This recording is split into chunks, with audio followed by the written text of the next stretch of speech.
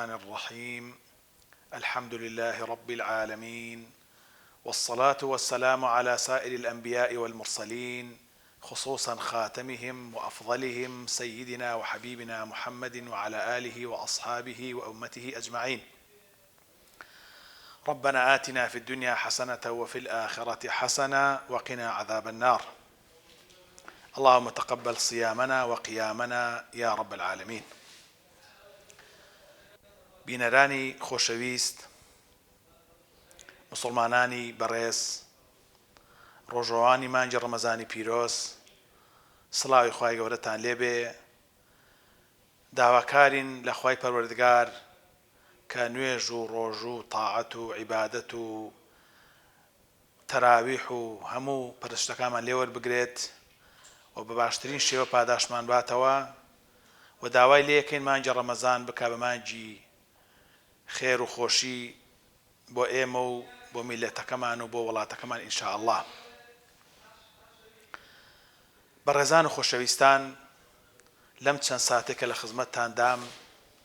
پێم خۆشە کەمێک بچینە خزمەت پەیامەکەی خوا، ئەو پەیامەی کە پەروەردگار لە ئاسمانەکانەوە ڕێزی لە ئێمە گرتۆ بۆی ناردوین و ئێمەی هەڵبژاردۆ بەسەر سەرجەم دروستکراوەکانی خۆیدا و بەو شێوەیە پەیامی بۆ نەناردوون، بەڵام بۆ ئێمەی ناردووە و عەقڵ و ژیرێکی بە ئێمە داوە کە بە هیچ جۆرە دروستکراوێک نەیداوە. بەو عەقڵ و ژیریە ئێمە ئەتوانین کەوا لەو پەیامەی خوا تێبگەین. ئەمە جۆرێکە لە ڕێزی خوا بۆ ئێمەی مرۆڤ کە عەقڵ و ژیرێکی تایبەتی داوینێ بە هیچ بوونەوەرێکی نەداوە و لەگەڵ ئەوەشا پەیامی بۆ ناردوین کە بەو عەقڵ و ژیریە ئێمە تێ ئەگەین و ڕێخۆمانی پێدەرەکەین. ئەمە ڕێزە بۆ ئینسان، بۆ مرۆڤ. جا لە خزمەت پەیام ئەو پەیامەدا بین کە قورئانی پیرۆزە. قورئانی پیرۆز ئەوەی کە ئێمە لێرە باسی ئەەکەین شتێکی زۆر زۆر کەمە لەبارەیەوە. ئەینا قورئان زۆر زۆر بەڕاستی لەوە گەورەتر و بەرزتر و پیرۆزترە و فراوانترە کە بتوانین ئێمە مافی بین، بەڵکو شتێک جوزئێکی زۆر کەم لە خزمەتیا باسی ئەەکەین. خۆشەویستان، قورئانی پیرۆز بەڕاستی ئەو پەیامەیە کە خوای پەروەردگار بۆ مرۆڤایەتی ناردووە و ژیانی دنیا و قیامەتی خوانی پێڕێگەخەن و لەگەڵ گەورەترین ئینسانە، لەگەڵ زاناترین مرۆڤە، لەگەڵ فەیلسوفێکە، لەگەڵ کەسێکی زۆر سادەیە ئەتوانێت قسە بکات قورئان و بۆ هەمووان شتی پێیە. قورئانی پیرۆز ئەو پەیامەیە کە وەکو لە فەرمایشتێکە پێغەمبەر فەرمێ أفرمي إن الله يرفع بهذا الكتاب أقواما ويضع به آخرين. أفرمي بدلنياية وأخوي پروردگار بهوي أم بيامو كقرآن بيروزا كسانك برزكاته وكسانك بهوي قرآن ونظم ابنوا. معناه شيء أفرمايشته. أفرمايشته معناه أواني كدستي بيواجرن، أواني باوري تاويان بيه، أواني كإيمان بيه، كجيب جي أكن لبواء لجياني خوانا لهمود جان مكاني جيان بدلنياية وبرز ابنوا قدر قيمتيان ڕێزیان هەموو شتێکیان بەرزە بێتەوە. بەڵام ئەوانەی کە پشتی تێەکەن، ئەوانەی کە بەگوێی ناکەن، ئەوانەی کە پشتگوێیەکەن بەدڵنیایەوە لە هەموو ڕێکەوە نزم ببنەوە. مێژوو ئەمەی سەلماندووە. مسڵمانانی پێش ئێمە کە دەستیان کرد بەو قورئانەوە لە هەموو ڕێکەوە پێشکەوتوو بوون بە گەورەی مرۆڤایەتی، جوانترین و باشترین ئەخوو ڕەوشتیان هەبوو، بوون بە کۆمەڵگای نمونەی لەسەر زەوی. بەڵام کاتێک هەر ئەو ئومەتە دەستی لەو قورئانە بەردا، بەدڵنیایەوە بوو بە گەلێکی ژێردەستە لە هەموو ڕێکەوە دواکەوت، هەموو پێشکەوتنەکان دواکەوت کە تا ئێستا بەڕاستی وەکو پێویست هەڵنەستاوەتەوە.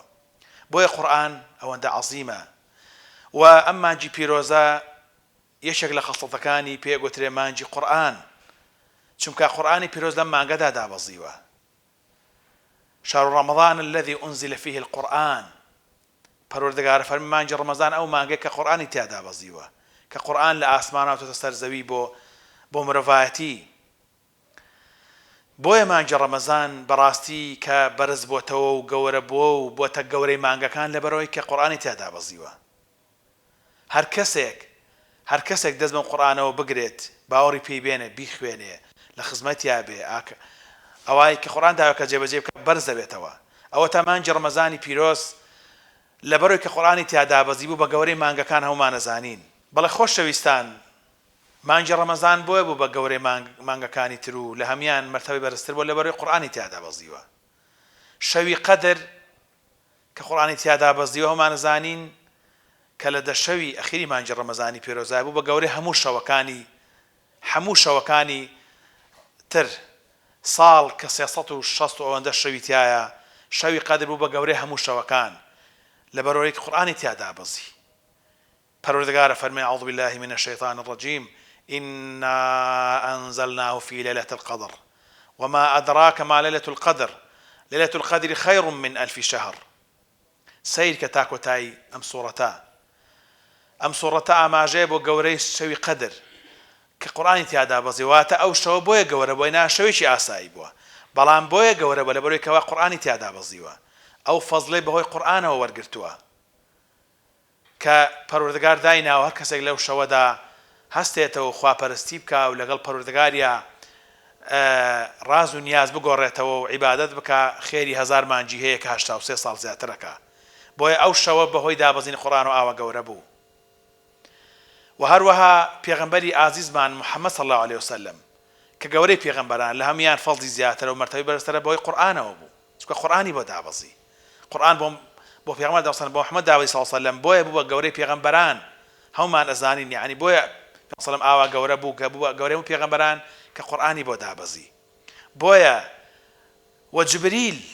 ئەم مەلایکەتە کە یەکێکە لە مەلایکەتەکانی خوا یەکێک لە فریشتەکانی خوا و خوای پەروەردگار بە میلیۆنان فریشتەی هەیە بەڵام ئەم فریشتەیە لەبەرەوەی کە خوا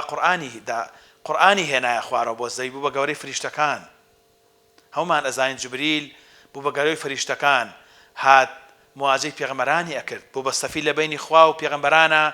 لەبەرەوەی کە قورئانی هێنا جا بۆیە خۆشەویستان قورئان ئەوەندە گەورەیە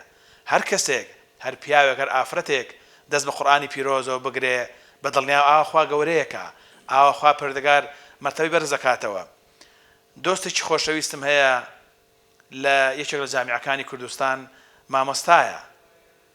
مامۆستای عەرەبیە ڕۆژێک تەلەفۆنی بۆ کردم وتی مامۆستا دەستخۆشی لێکەم ئەوانە و منیشتم بۆ کتی وەڵاهی قوتابیەکەت هەیە ئێستا لای ئێمەیە کچێکە لای ئێمەیە ماشەڵڵا یەکەمی هەموو تەلەبەکان 70 تەلەبەمانە هیچیان وەگە و نازانن عەرەبی چۆن هیچیان وەکو ئەو نازان قورئان بخوێننەوە کە ئێمە بەشی قورئان و تەجویدمان هەیە لەوێ. کوتم بۆ وتی وەڵاهی لێم پرسی وەکتمە تۆ تەلەبەی چی تۆ چێ ئام قورئانی فێر کردووی ئاوە شارەزایەت هەیە توتی فڵان کەس واتە باسی منی کردووە دیارە ئەمە گەورەی بە قورئان ئەگەڕێتەوە کە ئەم تەلەبەیە هەکو تەلەبەکانی تر و قوتابیەکانی تر بەڵام چونکە فترەیەکی زەمەنی هات لای من خۆی ماندوو کرد ماشەڵڵا ئێستا لەوێ بۆتە پێشەوای هەموو قوتابیەکانی تر. جا بۆیە بەڕێزان قورئان زۆر عەزیمە قورئان هەر کەسێک دەستی پێوە بگرێ بە دڵنیاییەوە بەرزی ئەکاتەوە خۆشەویستی ئەکات لای خوا لای مەلایکەتەکان لای مرۆڤەکان خوڕەوشتی بەرز دەبێتەوە ئەبێتە کەسێکی تایبەتی و هەموو کاتێکیش خۆی دڵ و دەرونی ئارامە چونکە ئەم قورئانە پیرۆزەیەک لە معجزەکانی ئەوەیە کە تۆ تا بیخوێنەوە لێی بێتاقەت نابی هەر کتێبێک هەر پەرتوچێک تۆ چەند جارێک بیخوێنەوە ناتوانانی بیخوێنەوە بەڵام بە درێژایی ژیان تۆ قورئان خوێنە لێی بێتاقەت نابی هەموو ئاەتەکان کاتێک ئەڵێ تازەن دڵ و دەروونت ئاوەدا و نەفست ئاوەدا و یعنی هەز دەکەی بە لەزەتێکی تایبەت ئەمە معجزەی قورئانی پیرۆزە و ئەو کەسانەی کە قورئانی پیرۆز وەرەگرن و ئەی بەخشنەوە جارێک کە ئەمانە چاکترینی مرۆڤەکانن لە فەرمایشتێکە پێغەمبەر فەرمێت خەیڕکم من تعلم القورئان وعلمه واتە چاکترینی کەسی ئێوە ئەو کەسەیە کە قورئان فێر بووە و قورئانیش ئەگەیەنێتەوە بە خەڵکی هەر خۆی لە خۆیدا بە دڵنیاییەوە ئێستا ئەگەر کەسێک وتەبێژی بەسەڵەن ڕئیسی جومهور بێ کەسێک وتەبێژی وەزیرێک بێت وتەبێژی بەرپرسێک بێت چەندە فەخری پێوەکە ئەڵێمە وتەبێژی فڵان کەسە بەڵام ئەوانەی قورئان خوێن قورئان ئەڵێنەوە ئەوانە وتەبێژی خوان لەوە گەورەتر چییە ئینسان وتەبێژی خوا بێ کەلامی خوا بخوێنەوە کەلامی خوا بە خەڵک بگەێنێ هەمومان ئەزانین خوای پەروەردگار چه عەزەمەتێکی هەیە لە هەموو شتێک عەزیمتر و مەرتەبە بەرزترە بۆیە کەلامەکەشی وەکو خۆی گەورەیە بۆیە قورئانەکەش کە کەلامی ئەوە وتەی ئەوە بەڕاستی لە هەموو شتێک گەورەترە لەوە گەورەتر و شانازیتر چی کە ئینسان خەریکی پەیامی خوا بێ پەیامی خوا بخوێنێ پەیامی خوا بە خەڵک بڵێ یعنی مەشغوڵی وتەکانی خوا بێ ئێمە ڕەنگە ئەگەر مەشغوڵی وتەی زانایەک بین فەیلسوفێک بین زۆر بەلامان و مهمە بەڵام ئەوانە وتەی خوان وتەی مرۆڤیش نین وتەی پێغەمبەرانیش وتەی پەروەردگارن بۆیە ئەم قورئانە ئەوەندە عەزیمە و خوای پەروەردگار لە فەزلی ئەم قورئانە ئەوانەی کە بەس ئەی خوێنن بە هەموو حرفێک چاکەیەکیان بۆ ئەنووسێ بهمو حرف يقول فرماي صحيحات وفرمي من نالم ألف ولام وميم كما سي بيتن سي حرف حميان يقبل نخير أفرمي أمانة كان بيتك واتتو بضل ألف لام ميم سي شاكت بو أنوسره سورتي آياتي بسم الله الرحمن الرحيم أم آيات بيروزا كنوزا بيتا إنسان صوت نوت شاكت بو أنوسره سورتي فاتحة كصو بنجاو بينس بيتا بخمدين سورتي فاتحة إنسان 1550 شاكت بو أنوسره وهكذا إترك الإنسان تهدى قرآن بخيانة أو أنت أجري زياتره بلا خوش شويستان قرآن أو أنت عظيمة بلا مهم بيمان خوش لم أخيري قصانا من كآراستي برستانية كين بتايبتي لما أنجي رمضاني بيروزا كمان أنجي رمضان ما أنجي ذكر ويردو لأخوان الزيقبون ويا وتاكترين شتك لأخوان الزيقبون أم قرآن بيروزا أم قرآن عظيمة لباوشي بقرين وبيخويني نوا وأم قرآن بيروزا وأنا خوين دواريش يعني باجوي لي بقرن خو أمر زور آسان الحمد لله لهم كنا لزو كنا على كان لا موبايلك خو تاتواني جولم قرآن بيروزا بقري بويا هيج عذرك مانيك لقرآن دور بين وبتايبتي لرمضاني بيروزا باوي كان بيودي سر زمان من روجانا هندك بخوينين ياخذ جويله بقين اگر ناشتوين بخوينين وبتايبتي لرمضان بيغمري خاص صلى الله عليه وسلم زوج يجيب قرآن دعوة حتى جبريل بتايبتي اتو بولاي لكاي تكاين ترى بس خوي خويندوتيوا بلام لرمضان جبريل ميواني بو بيك قرآن يندور كدوتوا بويا هيوادارم لاوي بريز خوشويست لاوي بيسر بتايبتي لگنجەکانمان لە خوێندەوارەکانمان لە براو خوشکەکانمان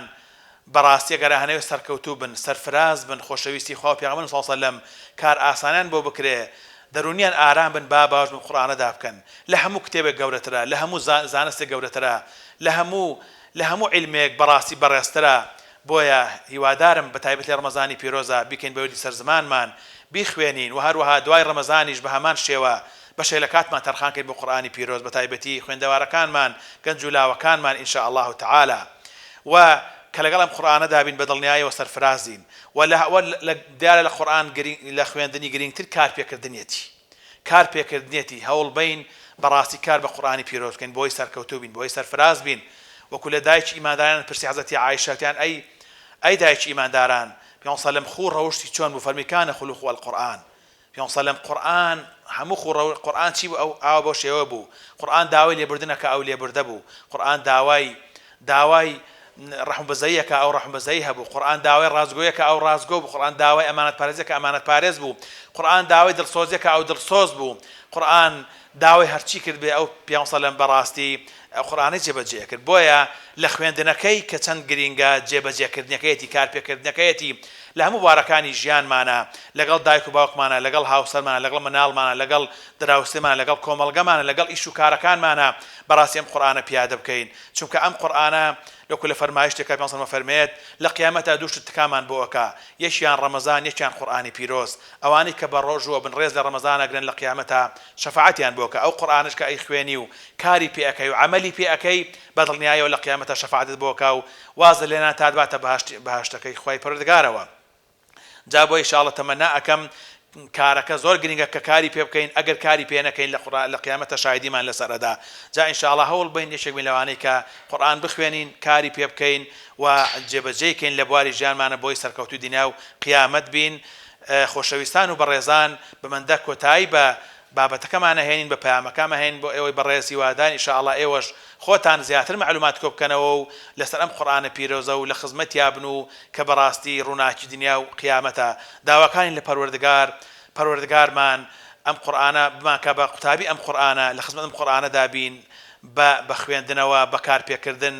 و لە قیامەتە شەفاعەتمان بۆ بکات تا داخلی باشمانەکە و دۆستی قورئان بین و داواکانی خوای پەروەردگار ڕۆژ و نوێژ و عیبادەتەکەمان لێوە بگرێت و خوای گەورە موفقمان بکات سەرکەوتومان بکات داوای لێکن بمان پارێزی لە هەموو کار و کارێکی خراپ و هەروەها هیدایەتمان بۆ کارێکی باش خۆ ڕەوشتمان جوان بکە و بمان پارێزی لە خۆڕەوشتی ناشرین و داوای لێکەین ئەم قورئان لە دڵمانە زیاتر جێگیر کا و بیچەسپێنێ و بیکە بە ویردی سەر زمانمان و بیکە بە کار و کردەوەی ڕۆژانەمان ئینشاء الله تعالى والسلام عليكم ورحمة الله وبركاته